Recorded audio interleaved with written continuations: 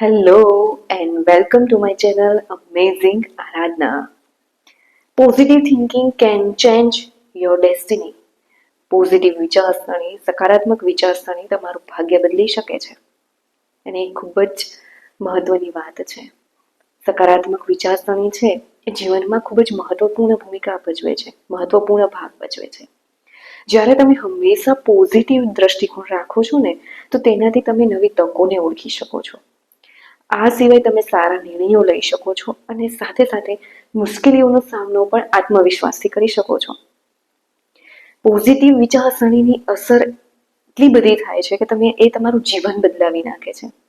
જો તમારામાં સકારાત્મક ઉર્જા હોય તો તમે આસપાસના લોકોને પણ એની સકારાત્મક અસર કરે છે.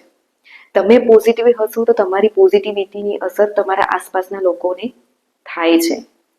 એટલા માટે જો તમારામાં સકારાત્મક ઉર્જા હશે તો તમે આજુબાજુના લોકોને પણ સકારાત્મક ઉર્જા આપી શકશો.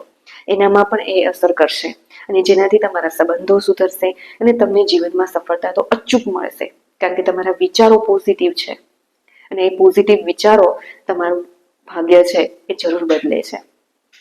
પરંતુ આ પોઝિટિવ વિચારો લાવવા કેવી રીતે? અમારે તો બધાને નેગેટિવ વિચારો જ આવે છે. તો પોઝિટિવ વિચારો આવે એના માટે શું કરવું જોઈએ? તો એના વિશે આજે આપણે વાત કરીશું. તો ચાલો જાણીએ કે કેવી રીતે પોઝિટિવ વિચારો આપણી અંદર આવી શકે. એના માટે આપણે શું કરવું જોઈએ. ચાલો, પોઝિટિવ વિચારો આપણામાં આવે તો એના માટે સૌથી પહેલું છે કે પોઝિટિવ આદતો અપનાવો. હવે પોઝિટિવ આદતો કેવી રીતે લાવવી? તો એ તમારા ડેઈલી લાઈફ પર ડિપેન્ડ કરે છે. તમારું દૈનિક જીવન, દરરોજ તમારી લાઈફ કેવી છે, દરરોજ તમે તમારો દિવસ કેવી રીતે સ્પેન્ડ કરો છો એના ઉપર આધાર રાખે છે. એટલે તમારી રેગ્યુલર લાઈફમાં તમે દરરોજ વ્યાયામ કરો, એક્સરસાઇઝ કરો, ધ્યાન મેડિટેશન કરો, આ બધાની અસર તમારી અંદર પોઝિટિવિટી લાવે છે.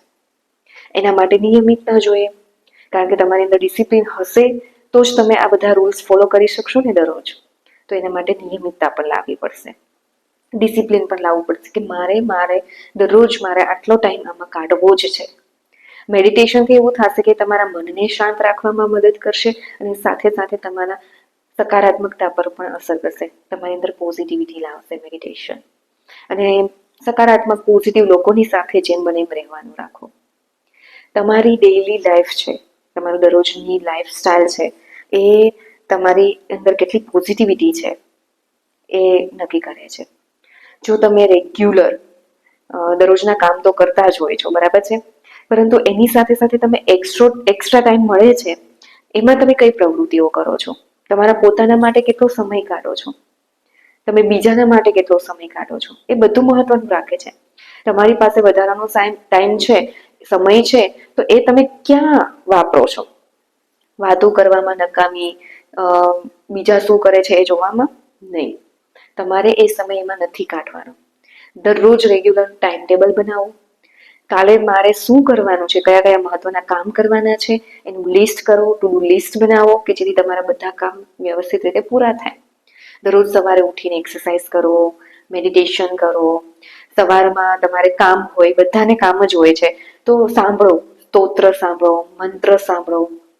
એનાથી શું થશે ખબર છે કે તમારી અંદર તો પોઝિટિવિટી આવશે, પણ તમે એ મોબાઈલમાં જ્યારે સ્તોત્ર મૂકો છો, તમે એ મંત્ર મૂકો છો, તો એની એ મંત્રોની અસર, એ સ્તોત્રની અસર તમારા આખા પૂરા ઘરમાં થાય છે અને પૂરા ઘરમાં પોઝિટિવિટી આવે છે. એક પોઝિટિવ એટમોસ્ફિયર છે ને એ ક્રિએટ થાય છે. એટલા માટે સવારમાં ઉઠીને આવા સંસ્કૃત સ્તોત્ર મૂકો, સારા સારા મંત્રો જાપ મૂકો કે જેનાથી તમારા ઘરમાં જેટલા સદસ્યો છે એ બધામાં, પૂરા ઘરમાં એક પોઝિટિવિટી આવે. પછી તમે તમારા કામો પૂરા થાય પછી તમે પોતાના માટે સમય કાઢો, થોડો તમારા શોખ માટે, તમારા ભવિષ્ય માટે થોડું કામ કરો. આ બધું પ્રવૃત્તિ કરશો ને, શું થશે ખબર છે? આખો દિવસ તમારો બિઝી રહેશે અને તમે એમાં બિઝી રહેશો એટલે તમને કોઈ બીજા વિચાર તો આવવાના જ નથી, કારણ કે તમે પોતાનામાં જ એટલા બિઝી છો કે તમને કોઈ બીજા વિચાર કરવાનો પણ ટાઈમ નથી. તો તમારી અંદર નેગેટિવ વિચારો આવશે જ નહીં. બીજા શું કરે છે એનો ખ્યાલ તમને આવશે નહીં, કારણ કે તમે તમારા પોતાનામાંથી જ ફ્રી થતા નથી. એટલા માટે જેમ બને બિઝી રહેશો, તમારું દરરોજનું ટાઈમ ટેબલ એકદમ વ્યસ્ત રાખશો, તમારા પોતાના માટે સમય કાઢશો, તો તમને આજુબાજુમાંથી ક્યાંય નેગેટિવ વિચારો પણ નહીં આવે. એટલે એ બહુ જરૂરી છે. તો આવી આદતો તમારા દૈનિક જીવનમાં લાવશો તો એ તમારી ઉપર સકારાત્મક અસર કરશે, સકારાત્મક વિચારધારા લાવવામાં મદદ કરશે. નંબર 2 છે નેગેટિવ વિચારોને ઓળખો અને બદલાવો. હું એમ નથી કહેતી કે આપણે બધું પોઝિટિવ વિચારો જ આવે. ઘણી વખત આપણને નેગેટિવ વિચારો આવી જાય છે, પરંતુ તરત જ એને ઓળખો અને તરત જ એને સકારાત્મક વિચારો સાથે બદલવાનો પ્રયત્ન કરો. પણ કેવી રીતે થાય? પ્રયત્ન કરવો પડશે. ધારો કે આપણે કોઈ બહાર ગયો છે અને આપણને એમ વિચાર આવે કે એને આમ થઈ જશે તો, એને એક્સિડન્ટ થશે તો, એને આમ થશે તો, પછી હું શું કરીશ ને આમ તેમ, એવા બધા વિચારો જ્યારે આવવાની જે વિચારો આવે ને, તરત જ તેને ઓળખી ઇસી મિનિટ એમ કરો કે કહો કે પોતાને જ કહો, કંઈ જ નહીં થાય, ભગવાન એની સાથે છે, એની રક્ષા કરશે અને એ એકદમ એનો બધી ટ્રીપ પૂરી કરીને કે જ્યાં પણ ક્યાંય ગયા હોય ત્યાંથી સહી સલામત પાછા આવી જશે. કંઈ જ નહીં થાય, માતાજી એમની રક્ષા કરે છે. તમે જે ભગવાનને માનતા હોય એનું નામ લેવાનું ચાલુ કરો. હનુમાન ચાલીસા ચાલુ કરો કે જ્યારે અતિશય ખૂબ જ નેગેટિવ વિચારો આવે ત્યારે. ડીપ બ્રીધિંગ ચાલુ કરો. આ બધા તમારા નેગેટિવ વિચારોને છે ને સકારાત્મક વિચારો સાથે બદલવામાં મદદરૂપ થશે. એક વખત જરૂર ટ્રાય કરજો. ભગવાનનું નામ લેવાનું ચાલુ કરશો ને એટલે તમારી અંદર જે નેગેટિવ વિચારો છે ને તરત જ દૂર થઈને તમારી અંદર પોઝિટિવિટી આવશે. અને બીજું એ છે કે તમારી વાણી અને તમારો દ્રષ્ટિકોણ છે ને એમાં ઉપયોગી સાબિત થશે. જો સકારાત્મક વાણીનો તમે ઉપયોગ કરશો તો તમારી સાથે સારું જ થવાનું છે. એટલે તમારી વાણી કેવી છે, તમારો દ્રષ્ટિકોણ કેવો છે એ અસર કરે છે. એટલે હંમેશા સકારાત્મક વાણીનો ઉપયોગ કરો, સકારાત્મક દ્રષ્ટિકોણ અપનાવો, તો એ પણ તમારી અંદર પોઝિટિવ વિચારધારા લાવવામાં મદદ કરશે. નંબર 3 છે કે સકારાત્મક લોકોની સાથે રહો. જેમ બને એમ તમે પોઝિટિવ લોકોની સાથે રહેશો ને તો તમારી અંદર પણ પોઝિટિવિટી આવશે. અને તમને જે લોકો પ્રોત્સાહક કરે છે એની સાથે સમય વિતાવો, એવા લોકો સાથે રહો જે તમારી અંદર પોઝિટિવિટી તો લાવે છે, પણ સાથે સાથે તમારા જે સપોર્ટ સિસ્ટમ છે તમારી, છે તમે કોઈ કામ કરી રહ્યા છો તો એ કહે છે કે તમે તમારું કામ કરો, બીજું બધું થઈ રહેશે, તમે તમારામાં ધ્યાન આપો, તમારા લક્ષ્ય તરફ ધ્યાન આપો, એવું કહેવાવાળા લોકો સાથે રહો જે તમને દરેક બાબતે મદદ કરે છે.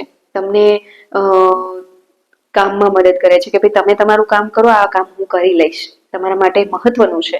અથવા તો તમને ઘણી વખત કઈ સમસ્યા આવી ગઈ, તમે હતાશ થઈ ગયા કે મારાથી નહીં થાય, ત્યારે કોઈ બાજુમાં એવું હોય કે બધું જ થઈ જશે તારાથી, તું કર, હું તારી સાથે છું.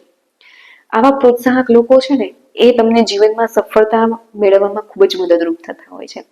તો એવા લોકોની સાથે રહો, કારણ કે એ બધાના વિચારસરણીની અસર છે ને તમારા ઉપર થાય જ છે.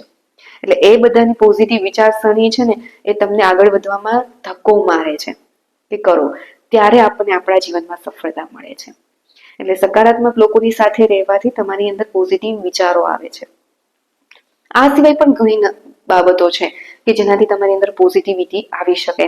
નવી નવી બાબતો શીખો, તમને જે શોખ છે એ કરો, અને તમને રસોઈ કરવાનો શોખ છે તો અત્યારે યુટ્યુબ પર બધી જ જગ્યાએ ખૂબ જ સરસ રેસીપીઝ આવે છે, એને ટ્રાય કરો. નવી નવી રેસીપી ટ્રાય કરો, ઘરના લોકોને જમાડો અને એન્જોય કરો. પેઇન્ટિંગનો શોખ છે તો એના પણ કોર્સ જોઈન કરો. તમને જે શોખ હોય એ કરો અને દરરોજ નવી નવી બાબતો શીખો. અત્યારે તો પોડકાસ્ટ પણ એવા સરસ આવે છે કે જેનાથી આપણને નોલેજ મળે છે, આપણને મોટિવેશન મળે છે, જે આપણે મોટિવેટ થઈએ છીએ એનાથી એ સાંભળીને. તો આવા બધા પોડકાસ્ટ સાંભળવાથી પણ આપણી અંદર પોઝિટિવિટી આવે છે. આપણે ઘણી વખત હારી જઈએ કે મારાથી નહીં થાય, ત્યારે અમુક પોડકાસ્ટ એવા હોય છે કે જે આપણને એમ કહે કે ના, આ બધા લોકો અહીં સુધી પહોંચી ગયા છે તો હું પણ એક વખત કરીને બતાવીશ, મારાથી પણ થશે, હું કરીશ, આઈ કેન ડુ ઇટ. આવા પોડકાસ્ટ સાંભળવાથી તમને મોટિવેશન મળે છે, તમે મોટિવેટ થાઓ છો. તો એ સાંભળો. હંમેશા પોઝિટિવ શબ્દો બોલો, સકારાત્મક શબ્દો જ બોલો. તમારા મોઢામાંથી નીકળે છે કોઈ શબ્દ, સારું જ બોલો. ખબર છે ઘણી વખત આપણને ચિંતાના લીધે, વધારે પડતી ચિંતાના લીધે આપણને એવું ઈચ્છા ના હોય છતાં પણ આપણે નેગેટિવ વિચારતા હોઈએ છીએ. શું કામ? આપણી ચિંતાને લીધે. પણ તોય તે શું કામ નેગેટિવ વિચારવું જોઈએ? સારું વિચારો. આપણને એની ચિંતા છે ને, તો આપણે એનું સારું વિચારવાનું છે. એટલે હંમેશા સકારાત્મક શબ્દોનો જ ઉપયોગ કરો. બીજું છે કે મુશ્કેલીઓ આવે ને તો તેમાં નવી તકો શોધવાનો પ્રયાસ કરો. જ્યારે મુશ્કેલીઓની સમસ્યાઓ તો આવવાની છે, જીવન છે તો આવશે જ, પરંતુ એનો ઉકેલ શું છે એ ઓળખો અને પછી એના ઉપર તરત જ અમલ ચાલુ કરો. અને જો એ મુશ્કેલીઓની સમસ્યાનો ઉકેલ જ નથી, એ તમારા હાથમાં નથી, તો પછી છોડી દો, ચિંતા ના કરો. બીજું છે કે આભાર માનવાની ટ્રાય કરો. આભાર માનતા શીખો. તમને કોઈએ કઈ મદદ કરી છે તો એને થેન્ક યુ કહેતા શીખો. કૃતજ્ઞતા વ્યક્ત કરવી. તમને તમારા ઉતાર ચઢાવમાં, સુખ દુઃખમાં જે પણ તમારી સાથે ઉભા રહ્યા છે એની સાથે કૃતજ્ઞતા વ્યક્ત કરવી. આ બધા જ પગલાઓ અનુસરવાથી તમારું માઇન્ડસેટ સુધરશે અને એનાથી તમારું જીવન પણ બદલાઈ જશે. આ બધા પગલાઓ ને અનુસરવાથી અને આ બધા પગલાઓનું પાલન કરીને તમે છે એ હંમેશા સકારાત્મક રહેવા, પોઝિટિવ રહેવા અને જીવનમાં સુખ શાંતિ અનુભવવા માટે માર્ગદર્શિત થઈ શકશો. હું આશા રાખું છું કે તમને લોકોને મારો આ વિડીયો સારો લાગ્યો હશે, અને જો સારો લાગ્યો હોય તો પ્લીઝ મારી ચેનલને લાઈક, શેર અને સબસ્ક્રાઇબ કરો. અને મારો આ વિડીયો કેવો લાગ્યો એ પ્લીઝ મને કમેન્ટ કરીને જણાવો. Thank you.